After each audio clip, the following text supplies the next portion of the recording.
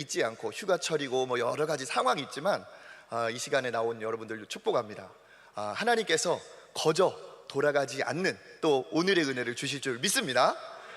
믿음의 또 용사로서 큰 하나님이 주시는 말씀을 붙드는 시간이 되기를 축복합니다. 오늘 말씀은 우리 성경에서 정말 최고의 기적이자 하나님의 역사가 일어난 그 홍해, 그 사건을 우리가 잠깐 나누면서 하나님이 주시는 또 메시지를 붙들었으면 좋겠습니다. 10가지 재앙을 거치면서 이스라엘 백성들이 아주 당당하게 애굽 땅을 탈출할 수가 있었습니다. 10번째 그 6월절 재앙을 거치면서 그 애굽 사람들은 이스라엘 사람들에게 제발 나가달라고 하면서 자기 갖고 있었던 그런 보물까지도, 그런 폐물까지도 내어주면서 가라고 했습니다. 그렇게 광야를 향해서 이제 출애굽을 향해서 나왔는데 그 이후에 참 탄탄대로가 열리면 너무 좋겠지만 굉장히 큰 난관에 부딪혔습니다. 도간에 든 쥐, 막다른 곳에 정말 사면 초과의 상황이라고 말할 수밖에 없는 그런 상황을 맞이합니다. 그게 출애굽기 14장 2절과 3절에 나와 있습니다. 이스라엘 자손에게 명령하여 돌이켜 바다와 믹돌 사이 비하이롯 앞 곧 바알스본 맞은편 바닷가에 장막을 치게 하라. 바로가 이스라엘 자손에게 대하여 말하기를 그들이 그 땅에서 멀리 떠나 광야에 갇힌 바 되었다 하리라. 하나님께서 이스라엘 백성들을 이렇게 이끌고 나오시는데 지금 어디에요? 바닷가에 장막을 치게 하셨습니다. 이 바다가 우리가 알고 있는 홍해 바다죠. 그리고 나서 이제 바닷가까지 갔기 때문에 더 이상 전진을 할 수가 없는 상황이 된 것이죠. 그것을 알고 바로가 어떻게 생각을 하게 되었느냐? 야, 그들이 광야에 갇힌 바 되었구나. 그러니까 막다른 곳에 도달해가지고 더 이상 이제는 오도 가도 못하게, 꼼짝달싹 못하게 이제 거기에서 완전히 막힌 거죠. 이 상황을 들은 바로가 생각을 바꿉니다.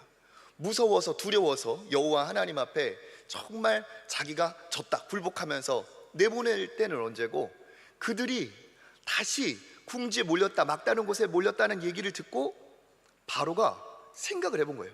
와, 이 사람들이 나가면 우리나라에 지금 밥하고 빨래하고 이 수많은 건축과 많은 일들 누가 담당하나? 그러니까 본전 생각이 나는 거죠. 그들이 그냥 나갔습니까?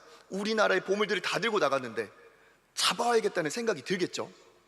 그 내용이 이제 5절부터입니다. 14장 5절에 이렇게 되어 있죠. 그 백성이 도망한 사실이 애굽 왕에게 알려짐에 바로와 그의 신하들이 그 백성에 대하여 마음이 변하여 이르되 우리가 어찌 이같이 하여 이스라엘을 우리를 섬김에서 놓아 보내었는가 하고, 바로가 곧 그의 병거를 갖추고 그의 백성을 데리고 갈새 7절 선발된 병거 600대와 애굽의 모든 병거를 동원하니 지휘관들이 다 거느렸더라.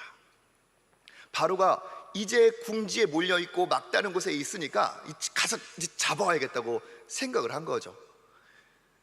이름도 잘 지었어요. 이름이 바로잖아요. 바로 마음이 바뀌나 봐요.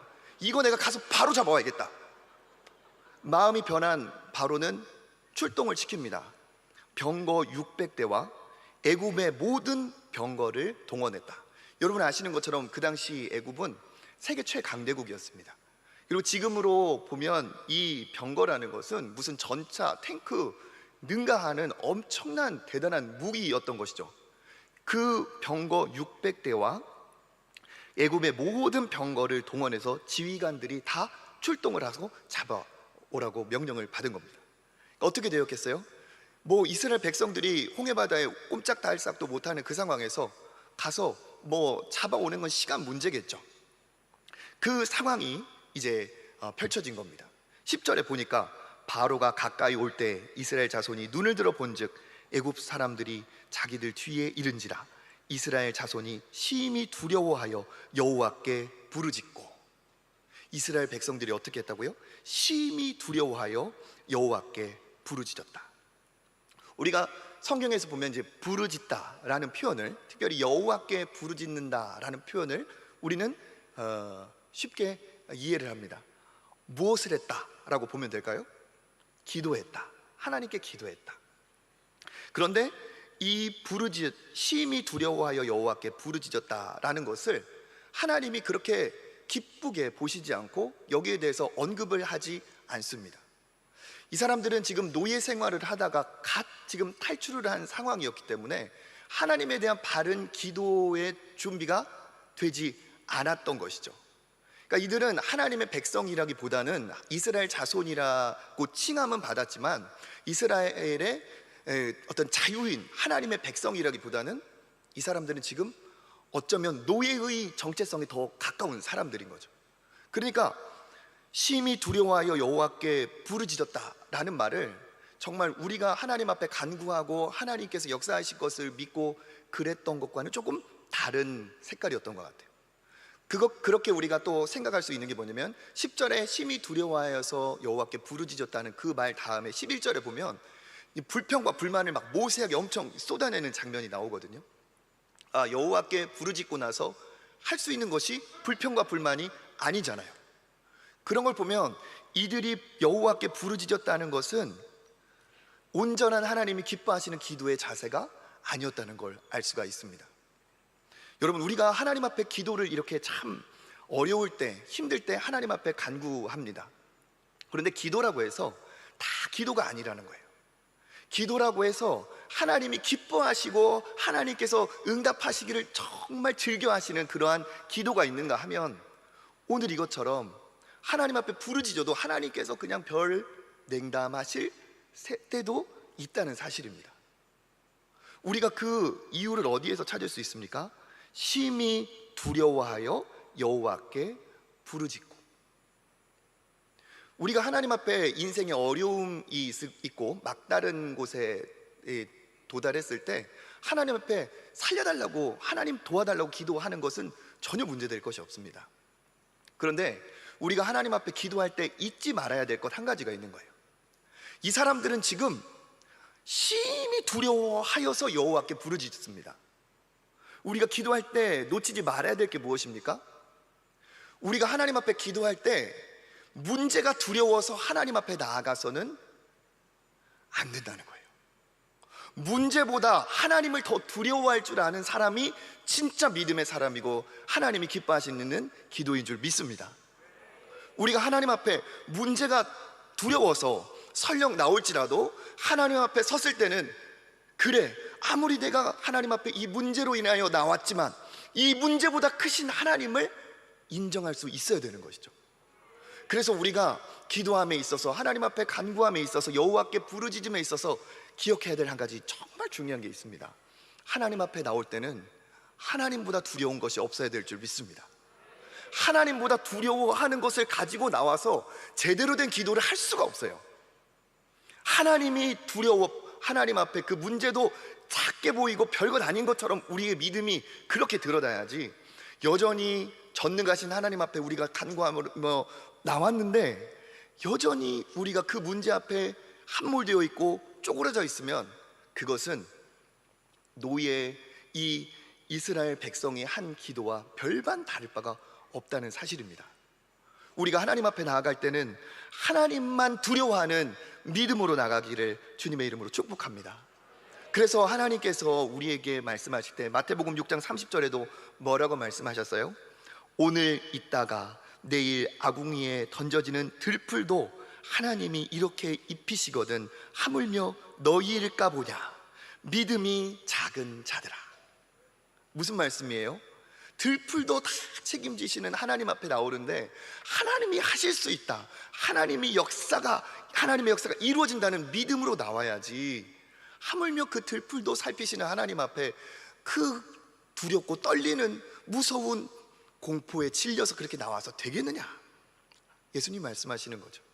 그래서 마태복음 7장 11절에도 뭐라고 말씀하십니까? 너희가 악한 자라도 좋은 것으로 자식에게 줄 알거든 하물며 하늘에 계신 너희 아버지께서 구하는 자에게 좋은 것으로 주시지 않겠느냐? 아버지가 우리에게 좋은 것으로 주신다는 거예요. 이걸 어떻게 해야 됩니까? 믿음으로 나와야 되겠죠. 그래서 여러분, 오늘 이 이스라엘 백성이 정말 꼼짝달싹 못하게 정말 사면초가 막다른 곳에 몰렸어요. 저기에서 그 애굽 병거들이 몰려옵니다. 그들이 얼마나 두렵고 얼마나 무서운 존재인지 이들이 알았어요. 그러니까 합리적으로 보면 어쩌면 두려워서 소리 지르는 것이 이게 잘못된 것이 아니에요. 그렇지만 그들이 진짜 하나님을 믿는 하나님의 백성이었다면 아무리 그 병거들이 두렵다 할지라도 600대 몇천 대가 몰려올지라도 하나님 앞에 가면 하나님만 두려워할 줄 알아야 됐습니다. 그리고 하나님 앞에 기도하면 하나님께서 반드시 역사하실 거라는 것을 믿고 나아가야 되었던 거죠.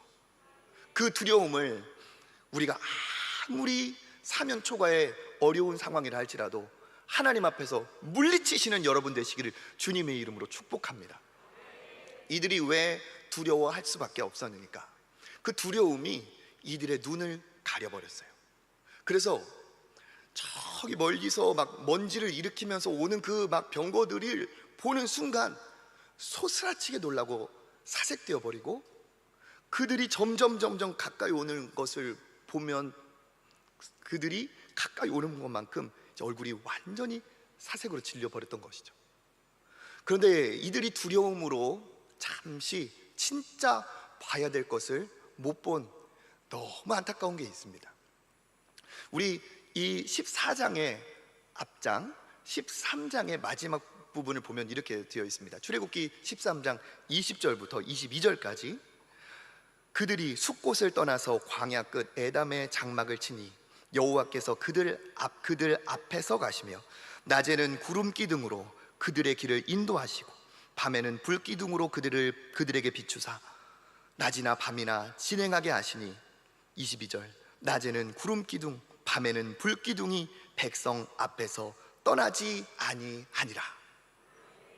이게 그들의 지금 상황이었다는 거예요. 그러니까 여호와 하나님께서 어떻게 하셨다고요? 그들 앞서 가셨고 그들과 함께 불기둥과 구름기둥이 낮이나 밤이나 진행하게 하셨어요. 그리고 22절 말미에 있는 것처럼 그 구름기둥과 불기둥이 이스라엘 백성을 떠나지 않았습니다. 구름기둥과 불기둥이 뭡니까? 바로 하나님이 함께 하시는 그 임재의 증표들이죠. 그러니까 이들은 정말 봐야 되는데 이걸 못 봤어요. 육안은 번쩍 뜨고 저기 멀리서 오는 그 병거들은 보았지만 이미 함께 하시는 하나님, 그 멀리 떨어져 있는 병거들보다 이미 나와 함께 하시는 내 곁에 계시는 그 하나님은 보지 못했다는 사실입니다. 저기 작은 그 병거는 보이는데 내 곁에 계신 그 놀라운 능력의 기적의 하나님을 못 보니까 어떻게 합니까? 그들이 두려워 떨 수밖에 없었다는 사실이죠.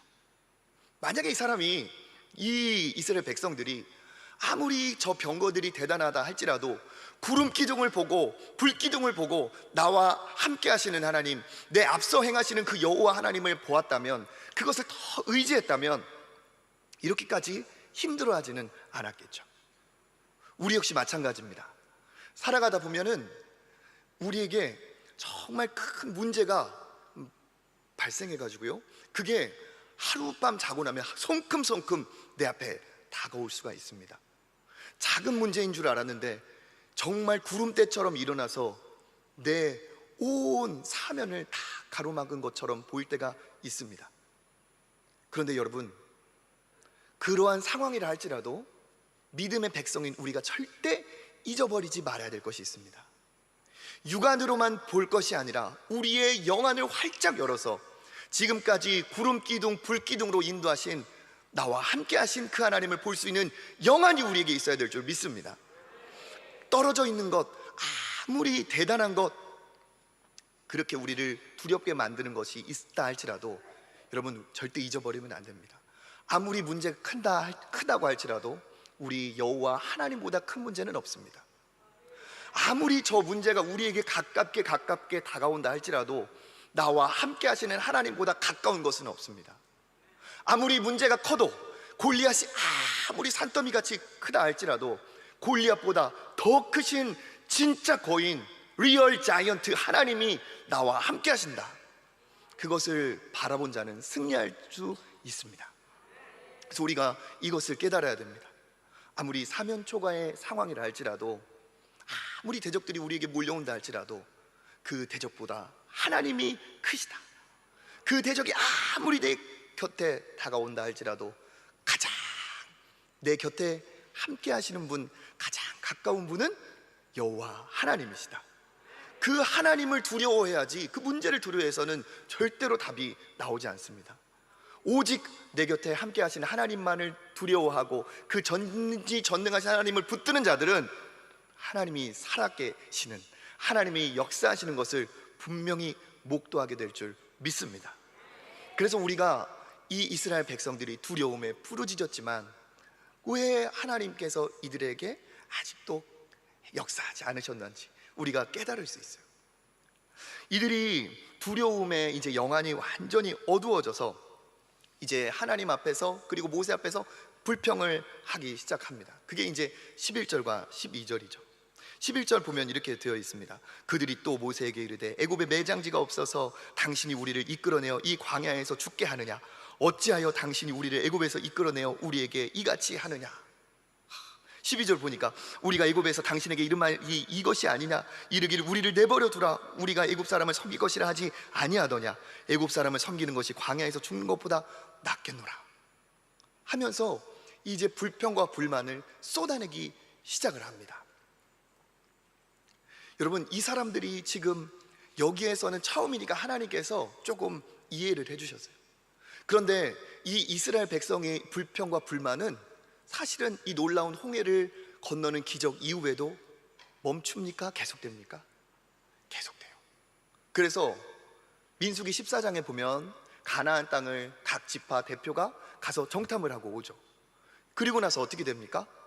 10명은 부정적인 보고를 했고 여호수아와 갈렙은 할 수 있다는 보고를 했어요. 그런데 백성들이 누구의 의견에 더 마음이 쏠리고 말았습니까? 부정적인 그 보고에 마음이 쏠리고 그들은 불평과 불만을 하고 결국 어떻게 되었어요? 그들은 가나안 땅을 들어갈 수 없게 되었습니다. 여러분, 불평과 불만은 하나님 앞에서 이렇게 우리의 인생을 철저하게 망하게 해요. 지금 막다른 곳에 임했기 때문에 어쩌면은 거기에서 불평과 불만을 하는 게 조금 이해는 됩니다만, 믿음의 사람이 그러한 상황이라 할지라도 불평과 불만을 하면 어떤 일이 벌어집니까? 불평하고 불만 가졌던 그대로 멸망하고 망하고 말아요. 믿음의 사람은 어떤 사람이어야 됩니까? 상황과는 상관없는 사람이에요. 믿음의 사람은 누구하고 상관이 있어요? 오직 하나님만 붙드는 사람입니다. 그러니까 하나님이 어떤 분이세요? 전지전능하신 분이죠. 전지전능하신 분. 그러니까 전지전능하시다는 뜻은 무엇입니까? 모든 것을 알고 모르는 게 없고 모든 것을 다 하실 수 있는 분이다. 그러면 여러분, 상황은 문제가 되는 게 아니에요. 하나님이 함께 하시면 상황은 나에게 있어서 거기에 매일 필요가 없는 것이에요. 하나님이 다 하실 수 있기 때문에 하나님이 함께 하신다면, 내가 하나님과 함께 하는 것이 이게 사실이고 내가 이 하나님과 동행하는 것이 사실이라고 한다면 상황은 문제가 되는 것이 아니에요. 믿음의 사람은 그래서 불평과 불만의 사람이 아니라 긍정과 소망의 사람입니다. 우리가 항상 웃고 기뻐하고 소망 중에 즐거워하고 그러면 안 믿는 사람들이 참 이상하다고 볼 거예요. 뭐가 그렇게 좋아서, 당신도 나처럼 똑같은 삶을 살고 있는데 뭐가 좋아서, 당신에게도 문제가 있고 당신에게도 어려움이 있는 걸 아는데 뭐가 좋아서 그렇게 기쁨이 넘치고 그렇게 즐거워하냐, 우리에게 물어볼 수 있는 거죠.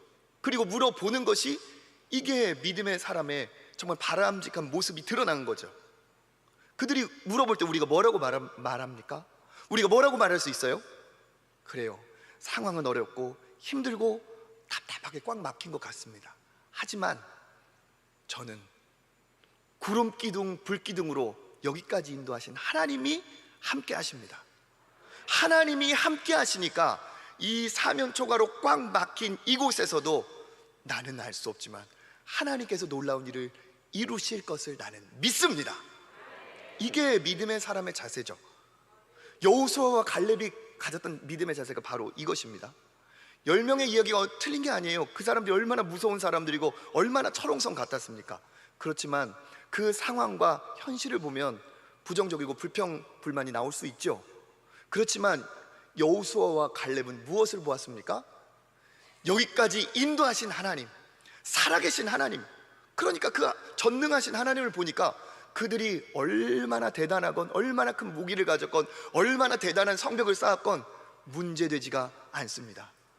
이게 믿음의 사람의 진면모, 하나님이 함께 하시는 사람의 이 정말 거꾸라져도 거꾸러뜨릴 수 없는 이 놀라운 근성이자 승리의 이유인 줄 믿습니다.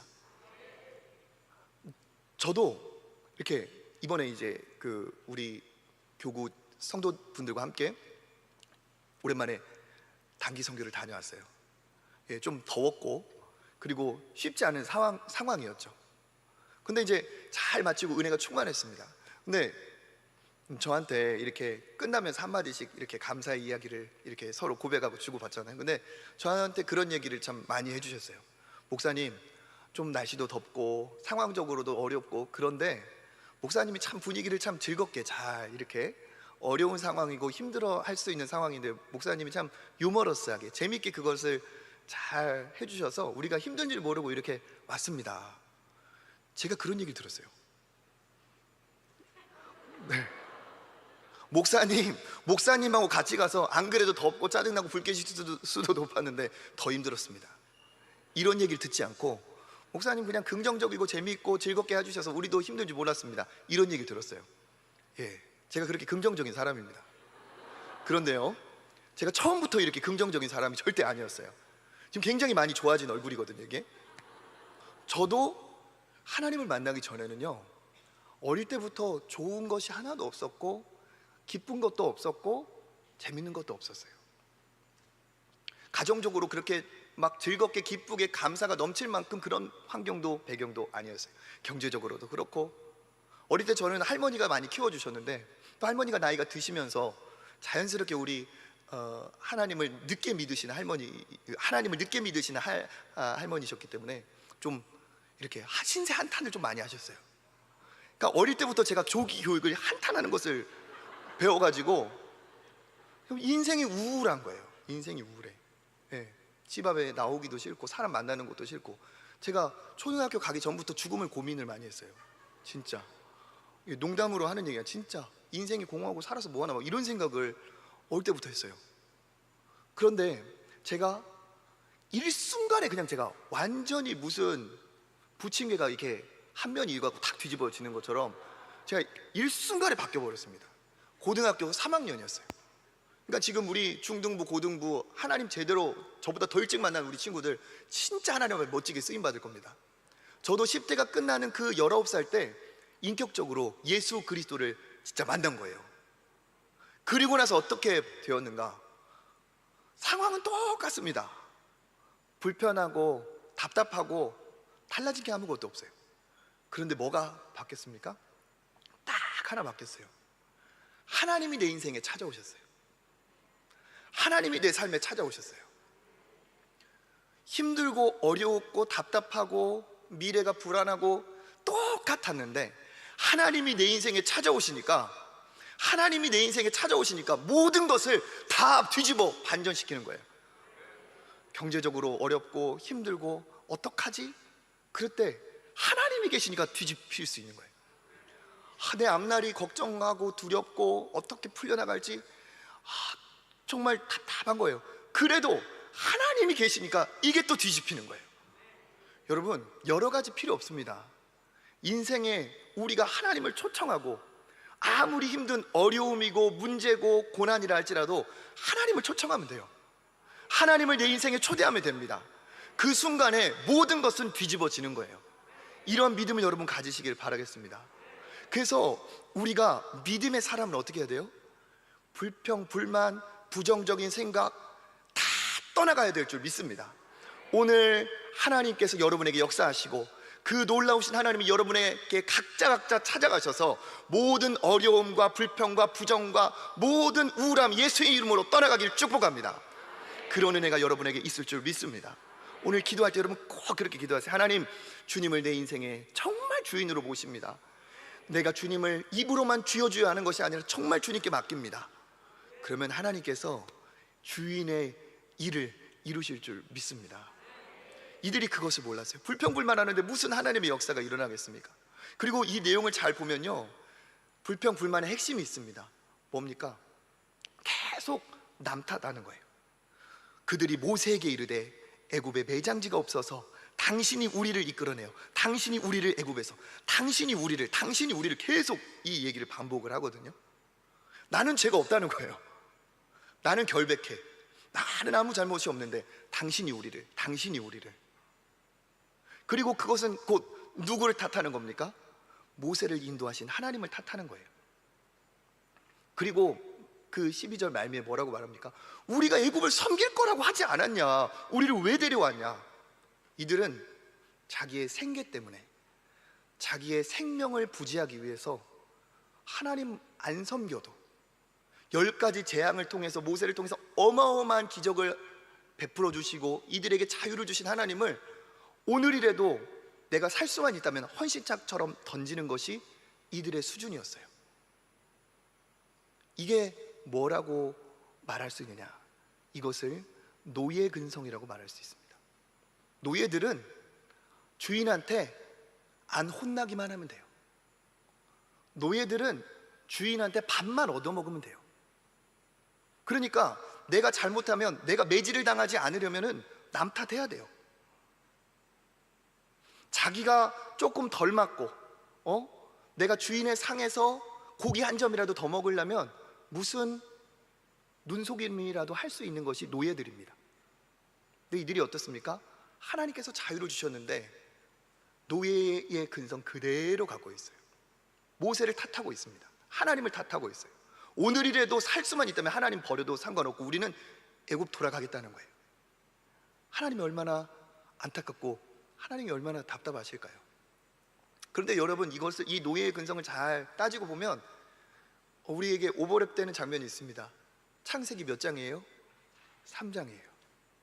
창세기 3장 12절 13절에 보면 이렇게 쓰여 있죠. 아담이 범죄한 후에 아담이 이르되 하나님이 주셔서 나와 함께 있게 하신 여자 그가 그 나무의 열매를 내게 주므로 내가 먹었나이다. 13절 여호와 하나님이 여자에게 이르시되 내가 어찌하여 이렇게 하였느냐? 여자가 이르되 뱀이 나를 꿰므로 내가 먹었나이다. 다 어떻게 하고 있습니까? 남 탓하고 있어요. 이 노예 근성과 이 인간의 죄성은 굉장히 참 비슷하고 흡사합니다. 네. 남 탓하는 이 죄성, 이 근성, 이것 때문에 우리가 불평불만해요.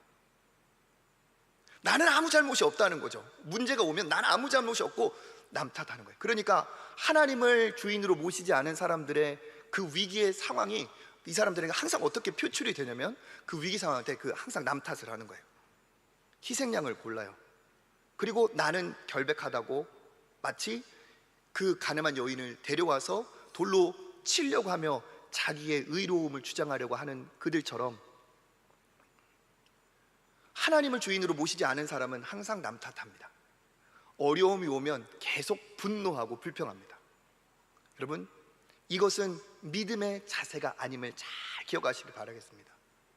믿음의 자세는 그러면 위기 중에 어떻게 할까요? 아까 어떻게 했습니까? 하나님이 이들을 이 바닷가에 진을 치게 하셨어요. 누가 하셨습니까? 하나님이 하신 거예요. 이 고난도, 이 위기도 누가 허락하신 겁니까? 하나님이 하신 거예요. 그러면 믿음의 사람들은 하나님을 모르는 자들이 아니라 남 탓하는 희생양을 구하는 그러한 불신앙의 사람이 아니라 정말 하나님의 주권을 믿는 사람이라면 이것 역시도 하나님이 허락하셨다는 걸 인정을 하는 거예요. 막다른 곳에 내가 도달하 이 상황조차도 하나님이 허락하셨다. 이 상황도 누구의 손 안에 있다? 이 상황조차도 하나님의 손 안에 있다. 그것을 인정하고 어떻게 합니까? 주의 뜻을 구하는 거예요. 하나님, 이 막다른 곳에 이르게 하신 주의 뜻은 무엇입니까?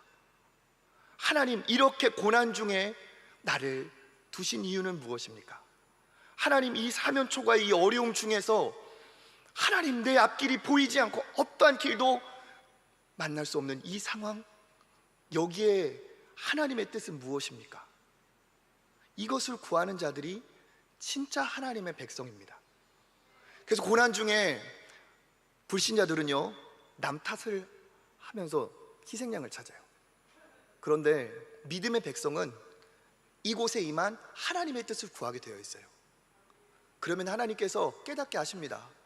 회개할 것은 회개하게 하고, 하나님 앞에 기도할 것은 기도하게 하고, 하나님께서 우리에게 왜 그것을 허락하셨는지를 더 훌륭하고 더 멋진 하나님의 자녀로 우리를 이끌어 가시는 과정에서 깨닫게 하시는 거예요. 더러운 것은 씻어지게 하시고, 연약한 것은 강건하게 하시고, 하나님의 놀라운 그 섭리와 뜻이 거기에도 있는 줄 믿습니다. 코로나로 지금 힘들고 어려운 것도 하나님의 손이 짧아서, 하나님께서 한눈 파셔서, 하나님의 능력이 없어서 이러한 상황을 우리가 지나가고 있는 것이 아니에요. 이 상황 중에도 하나님의 역사, 하나님의 일은 지금도 이루어지고 있는 줄 믿습니다. 여기에 하나님의 뜻을 찾을 우리가 영안이 열려있는 우리가 되기를 주님의 이름으로 축복합니다. 이 상황에, 이 아무것도 할 수 없는 이 상황에 우리가 하나님의 뜻을 구하는 이 상황이 되어야 될 줄 믿습니다. 이때 이제 모세가 하나님 앞에 부르짖다가 하나님의 음성을 듣죠. 13절입니다. 모세가 백성에게 이르되 너희는 두려워하지 말고 가만히 서서 여호와께서 오늘 너희를 위하여 행하시는 구원을 보라. 너희가 오늘 본 애굽 사람을 영원히 다시 보지 아니하리라. 여호와께서 너희를 위하여 싸우시리니 너희는 가만히 있을지니라. 아멘.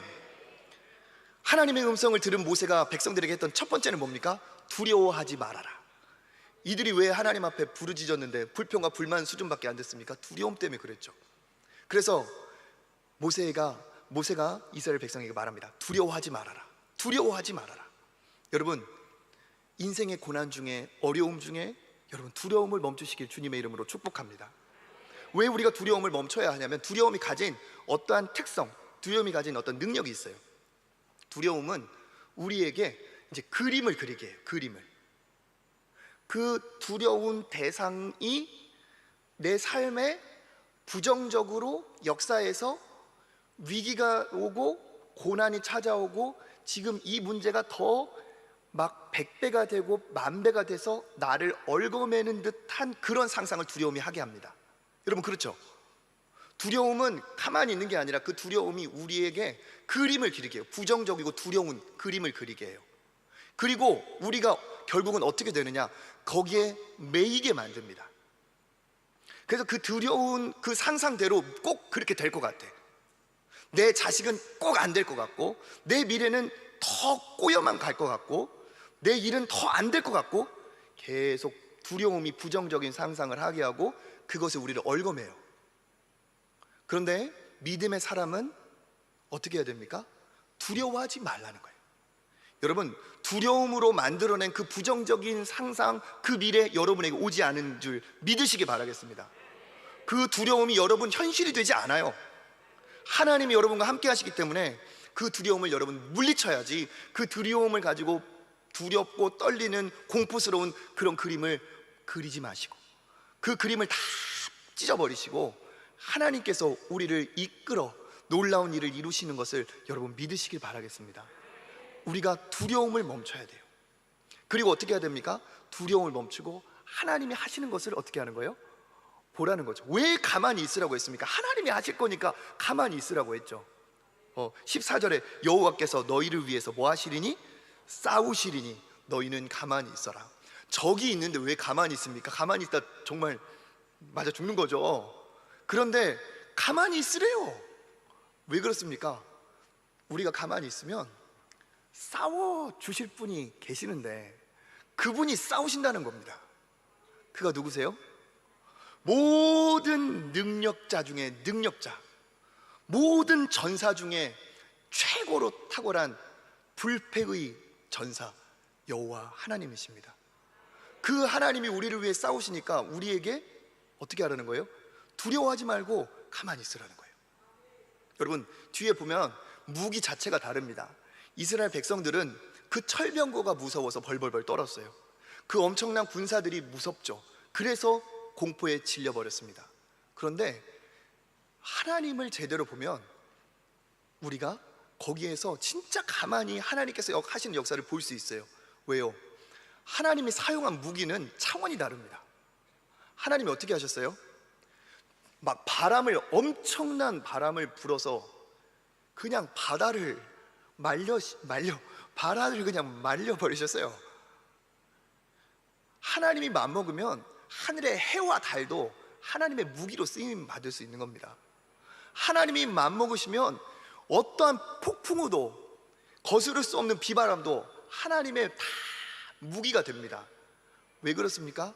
그가 창조주 전능자이시기 때문에 그러신 거죠. 그가 사용하실 무기는 저기 오는 저 병거와는 상대도 되냐, 저거는 진짜 개미떼나 다름없는, 개미떼보다 더 힘없는 것들이에요. 하나님이 한번 전사 중에 전사, 용사 중에 용사, 패배를 모르시는 우리 하나님이 역사하시기 시작하면은 하루아침에 끝나고 맙니다. 우리가 이 믿음이 있어야 될 줄 믿습니다. 주를 찬양, 주를 찬양, 손을 들고 찬양. 전쟁은 나에게 속한 것 아니, 그 찬양이죠. 주를 찬양, 손을 들고 찬양. 전쟁은 하나님께 속한 것이니. 아멘. 전쟁은 누구한테 속했습니까? 하나님께 속했어요. 전쟁의 승패는 무기에 달려있는 게 아니라, 수에 달려있는 게 아니라 하나님께 속해 있습니다. 그러니까요, 이들이 그것을 믿고 한번 지켜보라는 거예요. 하나님이 어떻게 하실지. 하나님이 어떻게 하셨습니까? 하나님께서 바람을 불러 일으키시죠. 16절입니다. 지팡이를 들고 손을 바다 위로 내밀어 그것이 갈라지게 하라. 이스라엘 자손이 바다 가운데서 마른 땅으로 행하리라. 어떻게 됐습니까? 마른 땅이 생겼어요. 여러분, 기가 막힌 일이 벌어진 겁니다. 기가 막힌 일이 벌어졌어요. 거기에는 길이 하나도 없었습니다. 피할 길이 없었던 사면초가 피할 길이 없던 막다른 곳이었습니다. 그런데 길이 생겼습니까? 안 생겼습니까? 길이 생겼어요. 이게 하나님이 하시는 일이에요. 우리의 생각으로는 길이 없는 겁니다. 답답한 거죠. 우리에게는 길이 없습니다. 어떠한 곳을 둘러봐도 동서남북 길이 나오지 않아요. 이쪽에서는 병거가 우리를 잡으러 오고 뒤는 바다예요. 어디로 가겠습니까? 길이 없어요. 이러한 바닷길이 생길 거라는 것을, 바다에 마른 땅이 생길 거라는 것을 한 명도 상상하지도 못했어요. 우리의 상상의 영역 그 이상이라는 겁니다. 이게 하나님이 만드시는 길의 특징이에요. 하나님이 만드시는 길은 우리의 옵션 중에 없어요. 하나님이 만드시는 길은 우리가 생각할 수 없는 기상천외한 기가 막힌 그러한 길들입니다. 그런데 그 길이 완전하고 완벽하고 진짜 승리를 주는 확실한 길이에요. 그러니까 우리가 이 막다른 곳이 어떤 곳이냐, 이곳에 하나님의 뜻을 구하라고 했죠. 믿음의 사람들은 소망이 있어야 됩니다. 막다른 곳, 길이 없구나. 그렇지만 나에게 길이 없다고 해서 하나님께도 방법이 없는 것은 아니다. 나에게 길이 없지만 하나님께는 길이 있다. 내 가지수에는 어떠한 지금 가지수도 승률이 단 0.1%도 있는 옵션이 없지만, 그런 복이 문항이 없지만 하나님께는 그러한 옵션이 100% 멋지게 있다. 근데 나는 지금 모른다. 여기에서 우리가 불신앙으로 빠질 게 아니라 전능하신 하나님을 진짜 전능한 믿음으로 우리도 믿기를 바라겠습니다. 이 우리의 믿음의 사이즈가 아니라 하나님의 수준으로 믿는 거예요. 그러면 어떻게 됩니까? 하나님께서 우리가 한 번도 경험해 보지 못한 놀라운 길을 열어주셔서 그 길이 어떤 길이 됩니까? 나에게는 생명의 길이 돼요. 그런데 그 생명의 길이 어떻게 됩니까? 17절에 보니까 내가 애굽 사람들의 마음을 완악하게 할 것인즉 그들이 뒤를 따라 들어갈 것이라. 내가 바로와 그의 모든 군대와 그의 병거와 마병으로 말미암아 영광을 얻으리니. 어떻게 된다는 거예요? 생명길로 우리는 들어가서 우리는 자유를 찾았는데, 그 길로 들어간 애굽의 병거들은, 애굽의 병사들은 어떻게 됩니까? 그곳에서 심판을 당하는 거예요.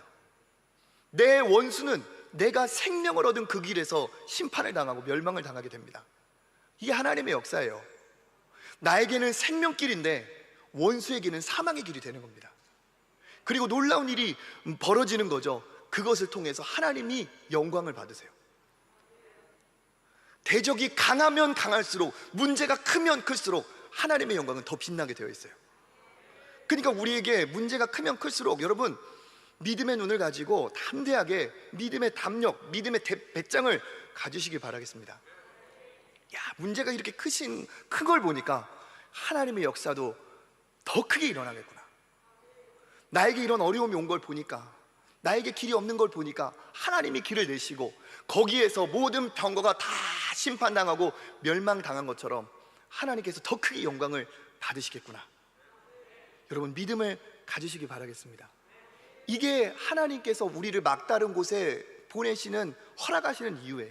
그러니까 막다른 곳은 우리가 죽을 곳이 아니라 우리를 쫓아오는 대적이 멸망한 곳이고, 우리가 멸망할 곳이 아니라 우리의 대적이 멸망할 곳이고, 그곳은 하나님이 정말 창피함을 당하는 곳이 아니라 그곳은, 그 막다른 곳은 하나님이 영광을 얻으시는 곳이에요. 그러니까 여러분, 오늘 나온 그 문제를 가지고 여러분 사면 초과의 어려운 막다른 곳에 지금 닥쳐 계시다면 여러분 하나님 앞에 기도하시길 바라겠습니다. 그 문제가, 나는 살아나고 문제는 없어지고 하나님은 영광을 받게 될 놀라운 통로가 될 줄 믿습니다. 이와 같은 통로가 누구십니까? 우리의 길 되신 예수 그리스도예요. 우리가 죄와 사망으로 우리는 갈 곳이 없었어요. 그런데 한 번도 예상하고 한 번도 기대해 보지 못한 새 길, 생명의 길이 열렸습니다. 누구를 통해서? 예수 그리스도를 통해서 이 땅에 그 길이었어요. 열렸어요. 그리고 어떻게 됩니까? 우리가 예수 그리스도의 십자가를 붙들어서 우리는 생명을 얻었지만 죄와 사망은, 사탄은 예수 십자가에서 다 패배당했습니다. 우리가 오늘도 우리의 새 길 되신, 우리의 생명길 되신 그 예수 그리스도를 붙들면 하나님께서 이와 같은 놀라운 일을 이루어 주실 줄 믿습니다. 그래서 여러분, 오늘 말씀을 통해 꼭 기억하시길 바라겠습니다. 막다른 곳에 우리를 가도록 허락하시는 이유는 우리를 잊으신 것도 아니고, 나를 미워해서도 아니고, 내 기도를 안 듣고 계시는 것도 아니고, 그곳에서 우리가 불평불만하지 않고, 내 생각에는 어떠한 길도 보이지 않지만 하나님은 분명히 길이 있을 것이다, 그 길을 나에게 열어주실 것이다 라는 믿음을 가지고 기도해야 될 장소예요. 그러면 어떻게 됩니까? 하나님께서 보이지 않는 길, 한 번도 생각해보지도 못했던, 한 번도 역사 이래 누구도 걸어보지 못한 그 길을 우리를 위해 여시고, 우리를 그 길로 생명으로, 우리를 자유로 인도하여 주실 줄 믿습니다. 그리고 그 길에서 애굽의 병사들이 모든 병거가 멸망을 당했던 것처럼 죄와 사망도 사탄도 우리의 모든 문제까지 거기에서 깨끗하게 하나님께서 해결하여 주실 줄 믿습니다. 오늘 저는 이 말씀을 이렇게 하면서 참 이 단어가 너무 마음에 와닿았어요. 무슨 단어냐면, 하나님이 이스라엘 그 백성을 정말 무늬만 이스라엘 하나님 백성이지, 근성은 죄인이고 근성은, 정체성은 노예잖아요. 그런데 하나님은 이들을 예의 나쁜 녀석들아, 예의 노예 같은 종살이 할 녀석들아, 이렇게 얘기하지 않으시더라고요. 하나님이 처음부터 끝까지 이스라엘 자손이라고 불러주세요. 이스라엘 자손이라고. 이게 무슨 말입니까?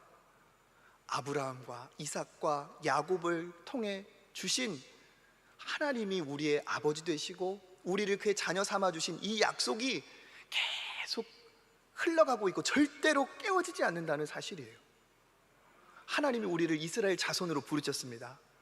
우리 잊어버리지 않으세요. 여러분의 기도를 듣고 계시는 줄 믿습니다. 그 기도 하나님 앞에서 여러분 다시 한번 불평, 불만, 두려움이 아니라 하나님만 두려워하고, 여러분 한번 담대히 해보세요. 하나님의 역사가 오늘 이 자리 이 시간에 일어나는 놀라운 역사가 분명히 있을 줄 믿습니다. 오늘 그와 같은 믿음을 가지고 우리 나는 믿네, 우리 한번 찬양하고 하나님 앞에 기도로 나아가도록 하겠습니다.